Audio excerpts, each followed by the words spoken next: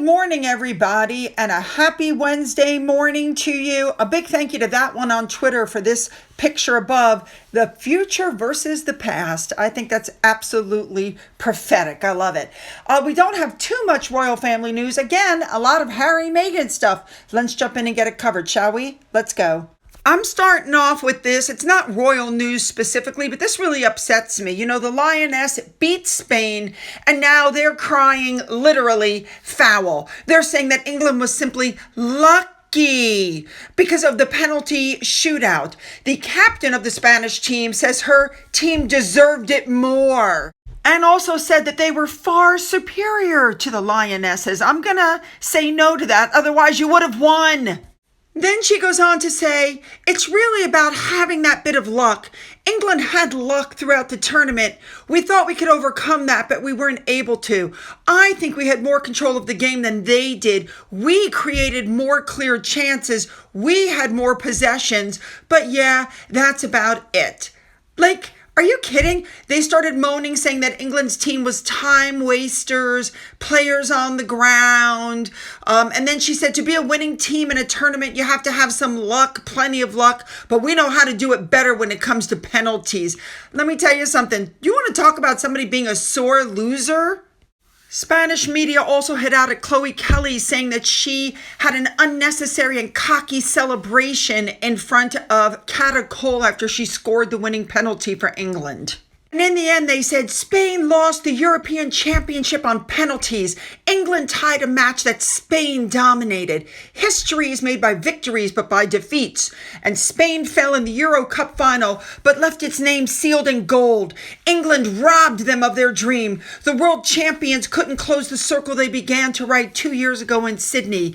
They couldn't have been crueler in their penalty shootout, tossing a few dice in the air. You are sore losers. You lost. You lost. Get over it. All right, now let's move on.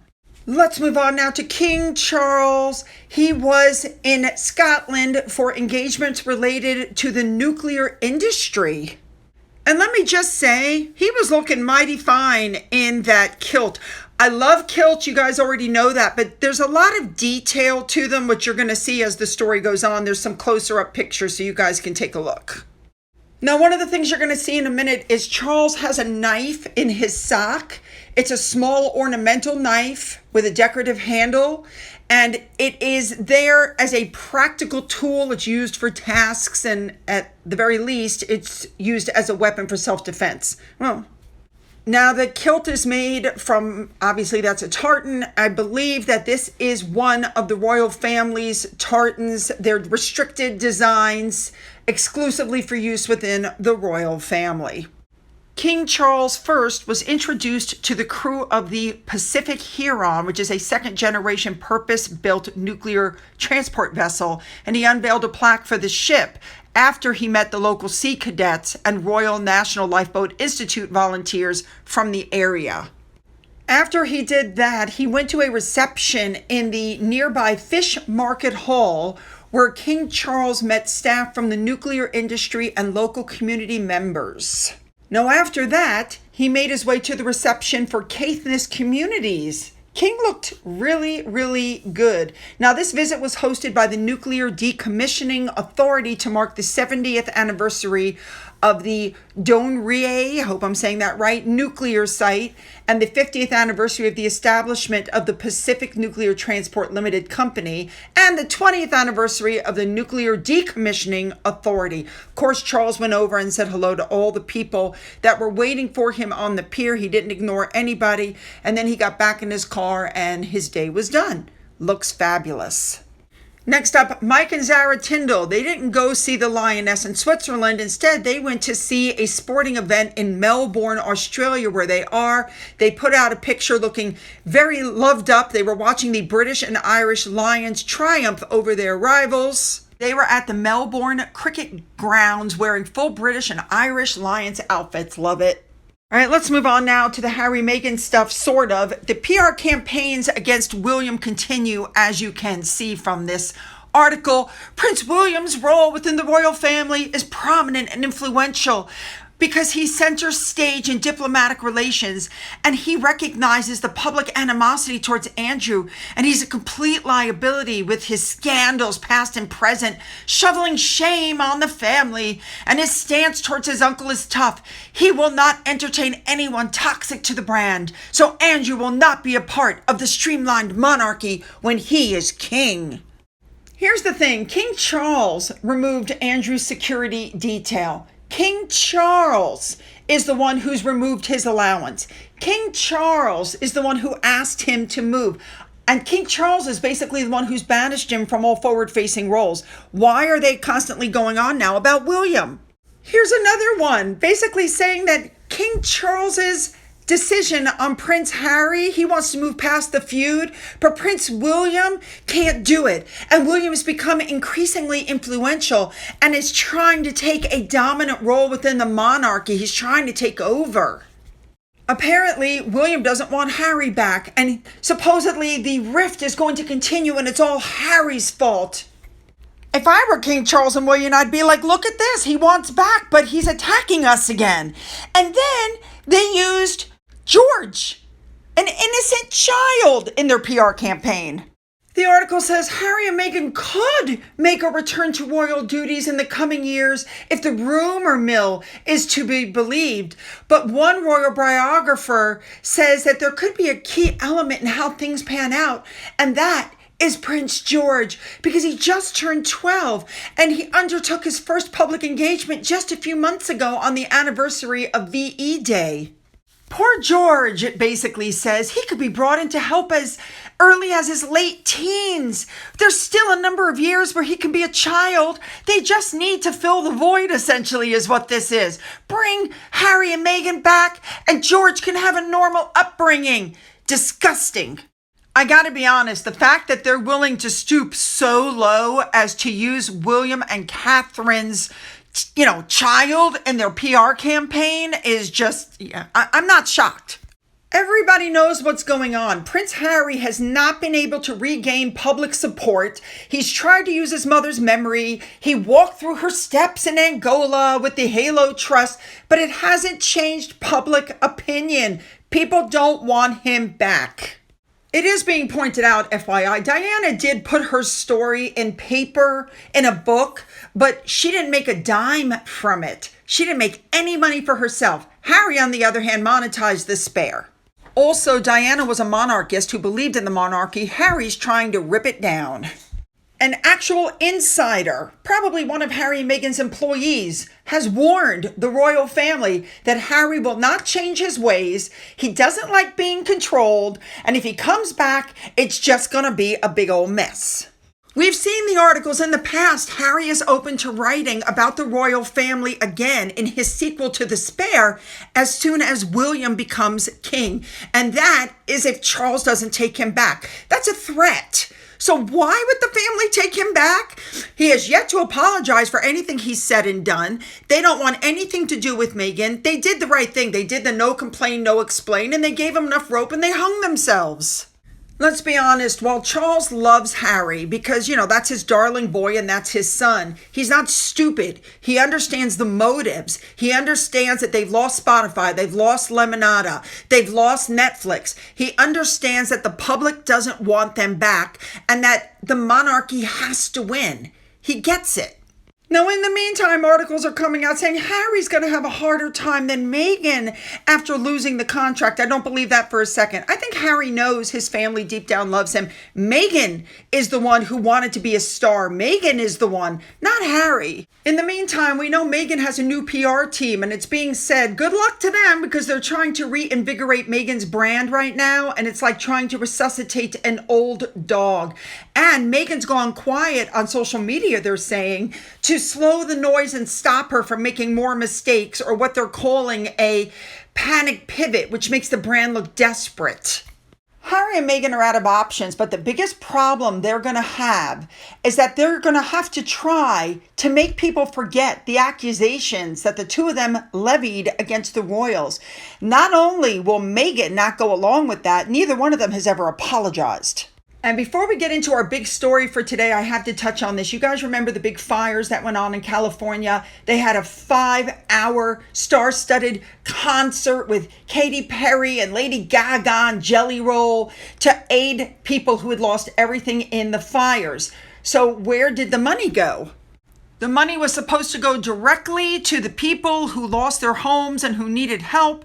And instead, the funds went to newly formed 501c3 partners with local nonprofits to deliver aid focusing on community support. Basically, the people who lost everything haven't gotten a penny. A lot of money went to a foundation called the Annenberg Foundation. It's in Pennsylvania. It's a nonprofit that has a small charitable footprint, and only 33% of its annual expenses go towards charity. The rest goes for administrative costs, like executive pay, that kind of thing. Somebody needs to hit up Gavin Newsom, the governor of California, and Harry and Meghan's personal friend, and ask him what the hell is going on. All right, let's move into our main story for today. All right, let's move into our final story for today. This just goes to show how Meghan was influencing Harry from the very beginning because of what happened in Malawi when he and Meghan were on their African trip. So let me give you a little background, and then you're going to hear from the woman herself as to what happened. So Harry got done. The woman walked past him, asked him the question, as you can see, and then she walked back up to him to ask him something else. And he was very rude, got in his car, and left and drove off. So this was part of the discussion that took place again on, I think it's called Sun. That's like the magazine, but of course they have a video thing now. And I want you to hear from the woman herself. So listen to this. Anyway, fast forward to the South Africa trip, which was sort of seen as quite make or break for them because they'd had some negative headlines over the holidays. And actually that trip was going really well. And we'd done Angola, which was kind of amazing pictures. We were flying around in these little planes with him. On the sidelines, he was doing that interview with Tom Bradby. They were kind of filming stuff for that, which of course ended up being their first kind of attempt at saying, we've had enough. Anyway, we were in Malawi and I was a bit under the cosh because I had to do kind of a special to end off the week. So as he was about to walk past me, I thought, right, I'll do what I've done over the years. I'll just ask him a quick question. We've all done it, the dreaded doorstep. It was a terrible question. It was a rubbish question. I just sort of said, oh, why is it so important for you to come here? Big journalism here. And he looked at me and said, oh, well, just go and ask those people over there. And I probably inside thought, hang on a minute, I'm not going to leave this one. And I said, well, is that why it's so important for you to come here? And then he turned around and just said, Rhiannon, don't behave like that. And then got in his car and drove off. I felt like I'd looked like an idiot. He looked really patronising. Nobody came out of it looking good. It all blew up with his team. They were livid. And then it was when we got back to Johannesburg, and it was in that evening that letter dropped, the 10-paragraph letter, accusing the Royal Press Pack of everything under the sun and saying, look, we're going to sue the Mail on Sunday. So I'm not going to read the whole thing because it's ridiculously long, but I want to give you the gist of what was in the statement. As a couple, we believe in media freedom and objectivity, truthful reporting. It is the cornerstone of democracy. And in the current state of the world, we've never needed responsible media more. But unfortunately, my wife has become the latest victim of a British tabloid press that wages campaigns against individuals with no thought to the consequences.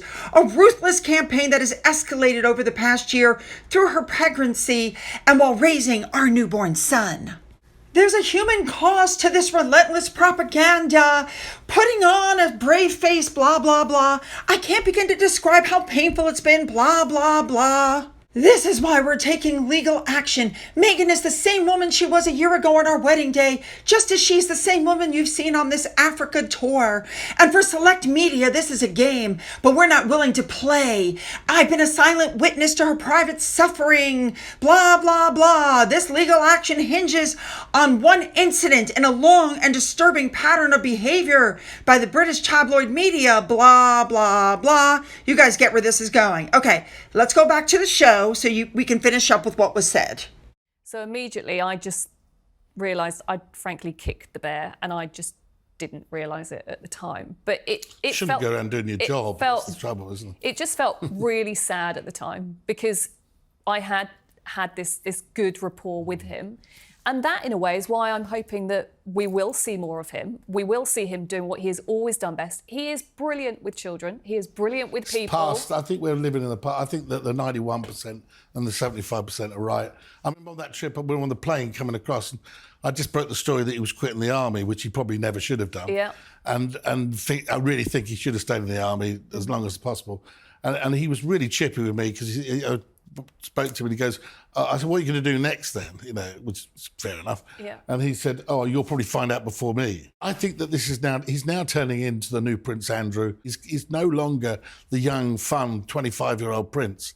He's going to be sort of the middle-aged balding prince that, you know, no one can remember. We're going to be all looking at Charlotte. Charlotte's going to be at Wimbledon with what glasses she's wearing, what hat she's going to be wearing.